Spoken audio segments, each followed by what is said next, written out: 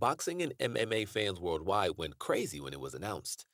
Two literal giants going head to head, and no one that even casually follows fighting sports is going to miss it. It's being called the heavyweight showdown of the century, but there's no belt on the line. Both are known for having ungodly power and strength in their attacks. And if we know anything about fighters, it's that they're not known to shy away from a good challenge. Even though you wouldn't be wrong to call it a fan service match, let's take a look at what led up to this historic showdown that's set to go off on October 28th. Tyson Fury's Twilight. Tyson Fury has already conquered what's left to conquer for him in his boxing career. Standing at an impressive 6 feet 9 inches, he has more or less dominated the heavyweight bracket since 2015. Apart from his freakish physique, the man was destined to be an overpowering fighter on account of his family's origin. He was born to a family of Irish travelers, a semi-nomadic group from Ireland who have centuries of traditions of self-reliance and working to get even the basic daily needs. His own family in particular comes from a tradition of bare-knuckle fist-fighting. This is the origin of his Gypsy King title. Yes, that's the kind of brutal bare-knuckle melee combat that you get to see in 2009 Sherlock Holmes, starring Robert Downey Jr. in the titular role. Fighting was in Tyson Fury's blood, and he was named in honor of Iron Mike Tyson himself. Taking his family tradition one step higher, he began training regular boxing and then entered amateur competition soon after. He finally went pro at the age of 20 in the year 2008. In this professional debut, he dismantled the Hungarian Belajan Yoshi in the very first round. Despite his raw power, he preferred to not risk being gassed out and instead set Jan Yoshi up gradually for a devastating left uppercut to the liver, instantly becoming a smash hit, pun intended. Due to a deadly combination of speed and freakish size, it wasn't long before he got to fight the then reigning British heavyweight champion, John McDermott. With the image Tyson Fury commands in 2023, you couldn't possibly imagine that he'd be pressured and forced to back up in the game that he so expertly plays. The notion that any fighter could not only withstand his overbearing stature, but also push back and put him on the back foot is impossible to imagine. But that's exactly what happened in this matchup against McDermott. McDermott would prove to be his toughest challenge up till that point, as both men were of similar frame, endurance, and power. They were trading each other blow for blow, and Fury got very angry. Heated words were exchanged, and even the fans got really angry when the judges awarded Fury the victory. It was controversial for all the wrong reasons, with McDermott and the fans all demanding a rematch. "I thought the judges were scoring it," McDermott said, baffled to this day. "But people were booing, and I saw the referee holding Fury's hand up. It's just madness. I don't know what happened. How can he score it 8-2? Right after the fight, he could be seen exclaiming, "I'm a nice man. What did I do wrong?" Fury responded curtly, "I deserved it." It was a foreshadowing of the personal struggles he would later have to overcome. The rematch did happen, and Fury walked out with a clear victory. To this day, John McDermott maintains that he scored a victory in the first fight and that he is the only person to have ever beaten Fury. Indeed, Tyson Fury would go on to make the most out of the next 12 years. His next target was his childhood boxing hero, Vladimir Klitschko. Taking Klitschko out would elevate him to a level few could have ever hoped to reach. Vladimir Klitschko dominated the 2000s alongside his brother, and suiting his powerful physique, became known for powerful punches to the weak spots. However, Fury showcased just how fast a freakishly large heavyweight boxer like himself could get. He expertly dismantled Klitschko's defenses to target his face and liver, while also employing poetic dodges and weaves to avoid getting hit in return. Klitschko simply couldn't hit him in the face, and Fury's flamboyant antics throughout the match didn't help things. You could see Klitschko genuinely getting frustrated and angry. He had lost the mental game. In the end, the judges ruled in favor of Tyson Fury, a simple victory. Now, there was no debating his greatness in the ring, and he had taken out his hero, but that got to him. Staying hungry for glory and accolades can take a deadly toll if you completely let yourself go after you get it. Tyson Fury would stop training, lose his focus, and fall into depression. At the same time, he also began partying, drinking, and doing drugs. He lost the will and motivation to fight. He gained weight, and his life began spiraling downward fast. Unfortunately, Tyson Fury would also be stripped of his belt because of a rematch clause that he wasn't able to fulfill against Klitschko due to his battle with mental health. This mental opponent was stronger than any he had ever faced. This opponent was so strong that Tyson let himself go in every sense of the word, blowing up to over 400 pounds. He also developed suicidal tendencies. But he comes from a long line of fighters. 2 years later, through sheer force of will, he found the strength to get back on track. Finishing out the trilogy of his showdown against Deontay Wilder saw him not only get his belt back, but he also showcased an improvement of his surprisingly technical boxing skills, topped out by devastating uppercut power. He stands today as one of the best heavyweight boxers to ever grace the canvas. But he's not done yet. Many assert that a victory against Alexander Usyk is what's needed to firmly enter the same Hall of Fame as Muhammad Ali and Rocky Marciano, to be spoken of in the same reverence. Knowing him, he'd definitely be tackling it sooner or later. After that, it'd be time to hang up the gloves. So in essence, the decision to fight Francis Ngannou could be seen as a high-profile warm-up against a similarly powered heavyweight fighter.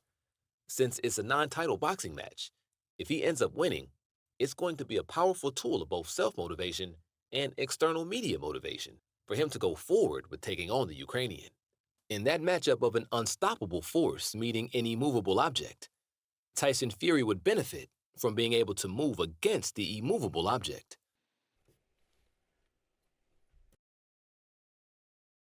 Francis Ngannou makes a statement.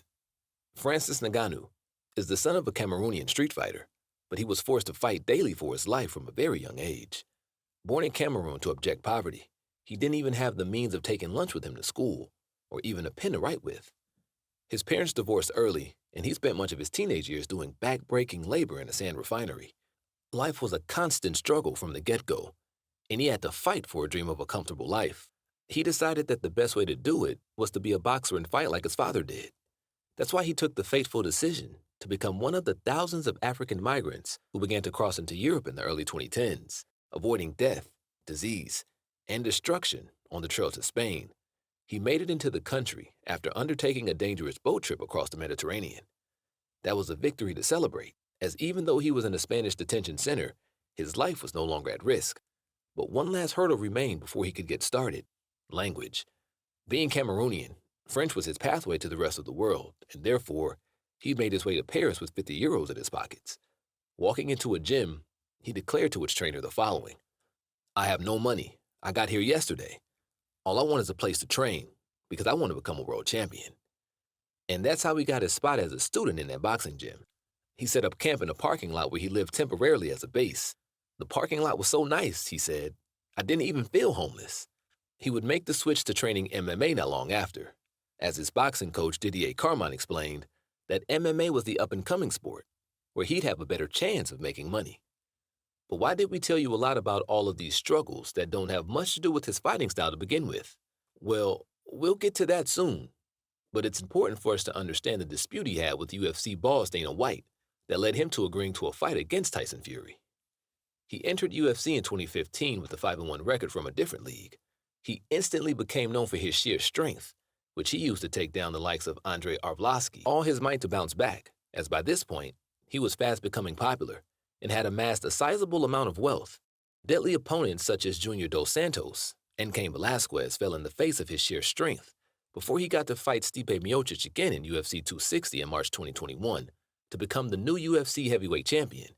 It wasn't long before Ngannou successfully defended the title against Cyril Gain at UFC 270 in January 2022. It was his first win via unanimous decision, which goes to show exactly how fierce the competition is in UFC heavyweights division. But this was one star that UFC President Dana White did not come to like. The start of his beef with Francis Ngannou was hard to pinpoint, even for Ngannou himself. It took me almost 3 years to figure out what was the problem, but I think the problem was during negotiations. I said something to Dana White. He remembers making a humorous quip about having a private jet made ready for him. Dana White probably took it the wrong way, but it was supposedly enough for him to feel threatened. There was a lot more backdoor conversations and meetings over the next few years, but Francis Ngannou's much publicized exit from the UFC occurred over a dispute regarding pay, insurance, and medical care. Dana White and the UFC have been criticized time and time again over the years for poor management of fighters' well-being and pay. Ngannou had also become an advocate for the better well-being of fighters, and Dana White is rather well known for not looking kindly upon threats to his image and business. Keep in mind that Ngannou is in the fight game, not necessarily for the thrill of the fight. He always saw it as a means of creating a better life for himself and those he cares for. As a result, he made the decision to leave the UFC and join the Professional Fighters League, PFL. At PFL, he found a much more cooperative environment and willingness from top management to make a big push towards hosting events in Africa, where he's slated to be the president of his African subsidiary. Of course, he's also making millions. He joins none other than Jake Paul in leveraging his fame and influence to challenge Dana White's near monopoly in the mixed martial arts game. One of Jake Paul's arguments is that any UFC fighter could enter a single boxing match with him and make money much faster and much more reliably compared to being in the UFC. On that note, therefore, Ngannou was pursuing a boxing match with Tyson Fury. Make no mistake, he's in it for the big payout, and he'll walk away with it no matter what. If he makes a statement against the UFC, he wins. Everyone said he's an idiot, Fury said. Now he's going to make $10 million. He could then use the $10 million to further invest in growing PFL's presence in Africa, starting with the budding scene in Cameroon, Ghana, or Nigeria. These are the 3 West African countries with the largest number of fighters in either MMA or boxing. Lastly, the fight is a great way of increasing Saudi Arabia's prestige in hosting combat sports. Taking a page from how the neighboring United Arab Emirates successfully guided international sporting franchises to come to its door, Saudi authorities seek to open up tourism as a budding sector. It's one of the efforts towards making Saudi Arabia independent of oil revenue. While the country has experience with handling religious tourism, Crown Prince Mohammed bin Salman seems to think a gradual approach towards building the next big international fighting arena is the best. Who would win? Let's be honest. As the fight's going down under boxing rules, Tyson Fury is going to go home with the win. Fighting under boxing rules strips Francis Ngannou of his skills and abilities in grappling and wrestling, something that was to be feared in the octagon. Fury has designated a defeat to Ngannou in the unthinkable territory, proclaiming that he'll never be able to show his face in public if he loses.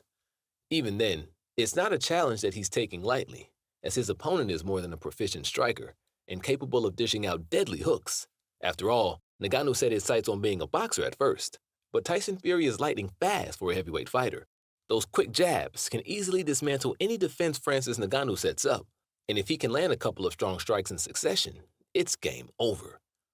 Ngannou, in comparison, has a very slow punching hand, although he's been getting help for it.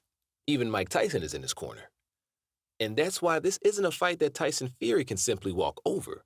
He's extremely tough, but is he tough enough to withstand some of Ngannou's power punches? Surely some of the MMA striking skills are more than transferable to boxing. So what does it come down to? Each man's motivations. Alexander Usyk is a greater price for Tyson Fury. He's out to prove himself as a superstar heavyweight boxer, one of the greatest of all time. He sacrificed too much and worked way too hard to let someone like Francis Ngannou defeat him. With the rules-based advantage, the stage is set for him to win and carry on the momentum forward to fight Usyk. Francis Ngannou, on the other hand, is here to make a statement. Win or lose, he's walking away with $10 million that he'll stick in Dana White's face. But it wouldn't really hurt to prove that he can learn something new and give a giant like Tyson Fury a hard time now, would it? Maybe even hurt him a little. Non-title fight or not, this match has the potential to break the internet. Are you excited? Let us know in the comments who you're rooting for. Leave us a like and subscribe if you agree with our assessment of this interesting exhibition match. We'll see you again when the dust settles on the canvas.